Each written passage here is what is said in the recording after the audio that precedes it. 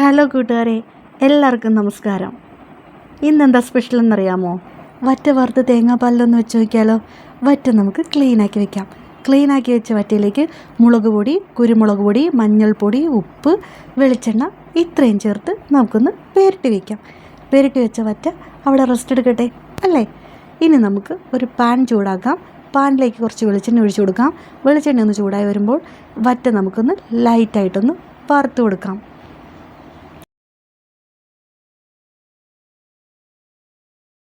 രണ്ട് സൈഡും ഒന്ന് മറിച്ചിട്ട് വറുക്കണേ. ഇനി നമുക്ക് വറുത്ത വറ്റ മാറ്റി വയ്ക്കാം. ഇനി നമുക്കൊരു ചട്ടി ചൂടാക്കി അതിലേക്ക് കുറച്ച് വെളിച്ചെണ്ണ ഒഴിച്ചു കൊടുക്കാം. വെളിച്ചെണ്ണ ഒന്ന് ചൂടായി വരുമ്പോൾ നമുക്ക് ഉലുവ ഇട്ട് കൊടുക്കാം. 4 അല്ലി വെളുത്തുള്ളി ചേർത്ത് കൊടുക്കാം. 1 കഷ്ണം ഇഞ്ചി ചേർത്ത് കൊടുക്കാം. ഇതൊന്ന് മൂത്ത് വരട്ടെ. അതിലേക്ക് നമുക്ക് പച്ചമുളക്, കറിവേപ്പിലയും ചേർത്ത് ഒന്ന് വഴറ്റിയെടുക്കാം. ഇനി നമുക്ക് അതിലേക്ക് 2 ടേബിൾ സ്പൂൺ മല്ലിപ്പൊടി ചേർത്ത് കൊടുക്കാം.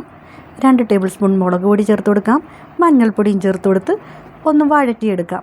ജസ്റ്റ് ഒന്ന് മൂത്ത് വരുമ്പോഴേക്കും നമുക്ക് കുറച്ച് വെള്ളം ഒഴിച്ചു കൊടുക്കാം. ഇനി ഈ അരപ്പൊന്ന് തിളച്ച് വരുമ്പോഴേക്കും നമുക്ക് ഉപ്പിട്ട് കൊടുക്കാം. ഇനി നമ്മുടെ വറ്റക്കൂട്ടന്മാരെ ഇട്ട് കൊടുത്താലോ? ഇനി തിളച്ച് വരുന്ന അരപ്പിലേക്ക് നമുക്ക് വറ്റ ഇട്ട് കൊടുക്കാം. ഇനി ഒന്ന് ലൈറ്റായിട്ടൊന്ന് തിളച്ച് വരുമ്പോഴേക്കും ഒരു കുഞ്ഞു കഷ്ണം കുടംപുളി ചേർത്ത് കൊടുക്കാം. ഇനി ഞാനിവിടെ എടുക്കുന്നത് ഒരു തക്കാളി എടുത്തിട്ടുണ്ട്. അത് വട്ടം അരിഞ്ഞത് നമുക്കൊരെണ്ണം ചേർത്ത് കൊടുക്കാം. അവസാനമായി ഈ തേങ്ങാപ്പാലും കൂടി ഒഴിച്ചു കൊടുത്താൽ നമ്മുടെ ഈ പരിപാടി ഇവിടെ അവസാനിച്ചു. എങ്ങനെയുണ്ട് എൻ്റെ ഈ വീഡിയോ? നിങ്ങൾക്ക് ഇഷ്ടമായോ? ഇഷ്ടമായെങ്കിൽ എന്നെ സപ്പോർട്ട് ചെയ്യാൻ മറക്കല്ലേ. എല്ലാവർക്കും